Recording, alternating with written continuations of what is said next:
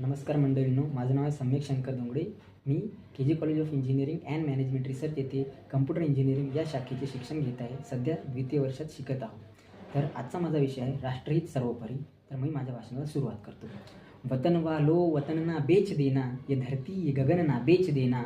वतन वालो वतन ना बेच देना, ये धरती ये गगन ना बेच देना. शहीदों ने जान दी है वतन के वास्ते, उन शहीदों के कफन ना बेच देना.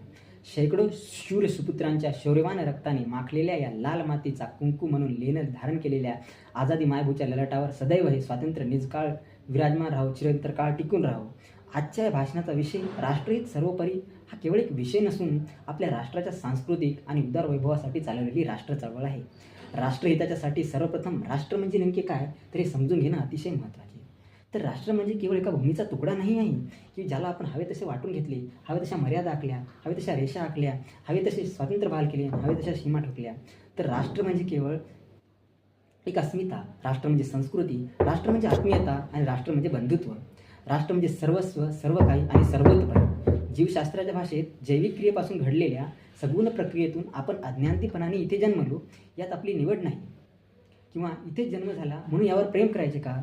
इतरत्र जर जन्म झाला असता तर आपण हीच प्रोसेस आपण तिथे त्याप्रकारे त्याही राष्ट्रावर आपण प्रेम केलं नसतं का? आपण त्याची राष्ट्रहिताची का काळजी करायची? त्याचं उत्तर आहे की स्वतःचे स्वतंत्रपणे अस्तित्व निर्माण करण्याची मुभा देणाऱ्या, सांस्कृतिक वैभवाने समृद्ध असलेल्या आणि विविधतेने नटलेल्या परंपरांचा वेश पांघरलेल्या आणि आजन्म मायेचे ममत्व बहाल करणाऱ्या राष्ट्रासाठी नाही झटायचं तर मग हे जीवन आपले काय कामाचे? संपूर्ण प्रभुत्व संपन्न समाजवादी पंथनिरपेक्ष लोकतंत्रात्मक गणराज्य असे खरेखुर स्वरूप लाभलेली आपली ही भारतभूमी, ऐतिहासिक दस्तऐवजांच्या चिरकुट झालेल्या पानामधूनही जिच्या निज सौंदर्य आणि वैभवाचे ज्या सुवर्णयुगाचे तेज आजही झळकते ना, अशी ती भारतभूमी. हे राष्ट्र केवळ कल्पकता नसून कित्येकांच्या रक्ताने पावन झालेले समृद्ध असे विश्वशी माझे घर याचा वास्तवास ज्याचा साक्षार्थ घडून आणते त्याचे जिवंत उदाहरण म्हणजे ही भारतभूमी. खरं सांगायचं तर श्रीमती स्मृती इराणी यांनी संसदेत अटलजी यांच्या वाक्य लिखाणातून संसद भवनात ज्यांनी सांगितलं त्याचं आपल्याला जिवंत अखंड भारतात उदाहरण स्पष्ट होते. त्या म्हणतात की भारत कोई भूमि का टुकड़ा नहीं है, एक जीता जागता राष्ट्रपुरुष है. ये वंदन की धरती है, ये अभिनंदन की धरती है. ये वंदन की धरती है, ये अभिनंदन की धरती है. ये रप्पन की भूमि है, ये दर्पण की भूमि है. इसकी नदी नदी हमारे लिए गंगा है, इसका कंकड़ कंकड़ हमारे लिए शंकर है. हम जिएंगे तो इस भारत के लिए, हम मरेंगे तो इस भारत के लिए. और मरने की बात भी यहाँ गंगाजल में बहती हुई हमारी अस्थियों को कोई कान लगाकर सुने ना तो एक ही आवाज़ आएगी, भारत माता की जय, भारत माता की जय. अशी काय जणू किमया केली असेल या राष्ट्राने की जिच्या असुरक्षिततेचीच ठिणगी जरी पडली तरी लोक आपला जीव वाळून टाकायला, आपल्या प्राणाची आहुती द्यायला सुद्धा मागं पुढे पाहत नाहीत, ते सुद्धा देतात हसत हसत. तेव्हा स्वातंत्र्यवीर सावरकर त्यावर म्हणतात की देश, देव आणि धर्म. त्यांनी या विश्वनिर्मात्या देवाला सुद्धा दुय्यम स्थानावर ठेवलं का तर राष्ट्र प्रथम राहावं यासाठी. सावरकर पुढे म्हणतात की देश देहाकडून देवाकडे जाताना मध्ये देश लागतो आणि या देशाचे आपण काहीतरी देणे लागतो. आपण या देशाचे काहीतरी देणं लागतो आणि ह्यातच आलं तुमच्या सर्व प्रश्नाचं उत्तर आणि ह्यातच तुमच्या जगण्याच्या जन्माचं सार्थक. तर आपला पुढचा प्रश्न असा आहे की स्वहित मोठे का राष्ट्रहित? तर हा प्रश्न याचं उत्तर एवढंच की ज्या क्षणी मीपेक्षा आपण मोठे ठरतो ना त्या क्षणी एक राष्ट्र उभं राहतं. राष्ट्रीय जपणे किंवा राष्ट्र निर्माण करणे यासाठी केवळ बलिदान, जीवाचे बलिदान देणंच हे गरजेचं नसतं किंवा हाच एक पर्याय आहे असंही नाही. बलिदान देण्यासाठी बरेच पराक्रमी पुरुष आपल्यापेक्षाही बेहत्तर आहेत, जे सक्षम आहेत की आपल्या राष्ट्राचं रक्षण, त्यांच्या प्राणाची आहुती पण प्राणाची आहुती द्यायला सुद्धा मागं पुढे पाहणार नाही. आपण फक्त राष्ट्रनिर्माण तेवढं करायचं. अहो, जगालाही हेवा वाटावा असा सुसंस्कृत आणि अद्वितीय भारत, अखंड भारत माझ्या हातून घडावा एवढीच एक अपेक्षा. म्हणून पुढे म्हणतो कि जमाने भर में मिलते हैं आशिक कोई, पर वतन से खूबसूरत कोई सनम नहीं होता. नोटों में लिपट कर सोने में सिमट कर मरे हे कई, पर तिरंगे से खूबसूरत कोई कफन नहीं होता. पुढे असं म्हणावंच वाटते की हे राष्ट्रदेवतांचे, हे राष्ट्रप्रेषितांचे आचंद्र सूर्य नांदो स्वातंत्र्य भारताचे. तर पुढे म्हणतो की आओ झुककर सलाम करे जिनके हिस्से मकाम आया, किस कदर खुश नसीब है वो लोग जिनका खून वतन के काम आया.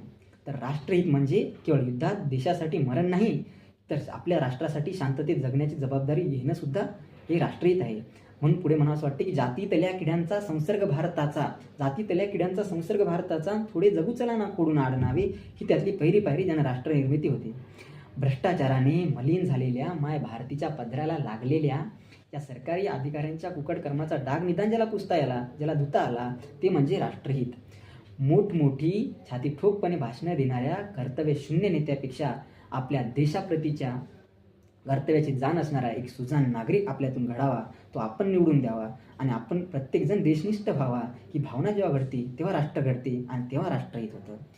जीवाचे रान करून मातीतून सोनं उगवणाऱ्या या बळीराजाला योग्य तो त्याच्या पिकाला भाव मिळावा आणि या जगात देवी पूजण्याबरोबरच, या राष्ट्रात देवी पूजण्याबरोबरच महिलाच्या शालीनतेचं आणि अब्रूचं रक्षण देखील अबाधित राखणं म्हणजे महापुरुषाच्या केवळ नावाचा जयघोष आणि कृतिशून्य जनता जेव्हा रस्त्यावर कचरा टाकते, नियम मोडते, यासारखी छोटी मोठी गुन्हे करते, तेव्हा ह्याच गोष्टी या देशाला महासत्ता बनण्यापासून रोखतात आणि ही गोष्ट ज्याला समजली ना, तेव्हा त्या देशाचं, राष्ट्राचं पावित्र्य राखले जाईल.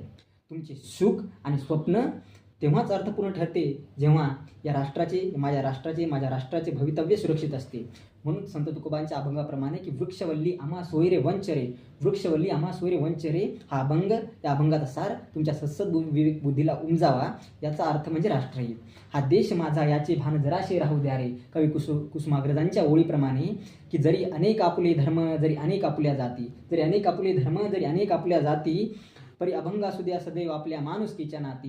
त्या सर्व दूर ललकारी पुकारे एक तुतारी, ज्या सर्व दूर ललकारी पुकारे एक तुतारी, आणि संदेश शेष द्वेष मनातील राव वाहून जाऊ द्या रे. हा देश माझा याचे भान जराशी राहू द्या रे. हा देश माझा याचे भान जराशी राहू द्या रे.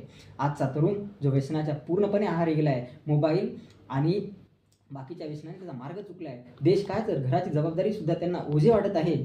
एकमेकांना द्वेष भावना या राष्ट्रात पेरत चालली आहे. स्वतःच्या बापापेक्षा तो 2% नेताच त्यांना आपला बाप म्हणत चाललाय आणि नेता बाप म्हणत चाललाय आणि भ्रष्टाचाराच्या खाली माझा देश आता दबत चाललाय. हे द्वेष भावनेपेक्षा राष्ट्रभावना ही नेहमी महत्त्वाची आहे. म्हणून मला असं म्हणावं वाटते की जर कधी आपल्या राष्ट्रासाठी जीव द्यायला भेटला तर देऊन द्यायचा, कारण कधीतरी सोनं होतं जीवाचं. म्हणून असं म्हणावं की हे मायभू तुझे मी फेडीन पांग सारे, गे मायभू तुझे मी फेडीन पांग सारे, आणि ना आरतीला हे चंद्र सूर्य तारे, आणि ना आरतीला हे चंद्र सूर्य तारे. म्हणून की बंधुत्व स्मरून प्रत्येक देशवासियांसाठी आपल्या देशाप्रती राष्ट्रीयत्वाची भावना असली पाहिजे. देशातील सर्व नागरिकांपाशी प्रेमाची भावना असली पाहिजे. जेव्हा आपण विठ्ठलाच्या मूर्तीकडे पाहतो, शिवरायांच्या चरणाकडे पाहतो, जेव्हा ती सौम्य आणि उदार भावना आपल्या मनात येते, तीच भावना आपल्या एकमेकांच्या देशवासियांप्रती, आपल्या नागरिकांप्रती, आपल्या प्रेमापोटी ती भावना आपल्यात उत्पन्न झाली पाहिजे. आणि प्रत्येकाच्या मुखातून फक्त एवढेच उद्गार निघाले पाहिजे की हे मायभू तुझे मी फेडीन पांग सारे. एवढं म्हणल्यानंतरच आपला देश समृद्ध होईल, आपला देश विकासाच्या मार्गावर होईल आणि हीच खरी राष्ट्राची पूजा आहे. शेवटी जाता जाता एवढेच सांगेन की बलसागर भारत हो, बलसागर भारत हो, विश्वात शिवभूमी राहो, विश्वात शिवभूमी राहो. जय हिंद, जय भारत.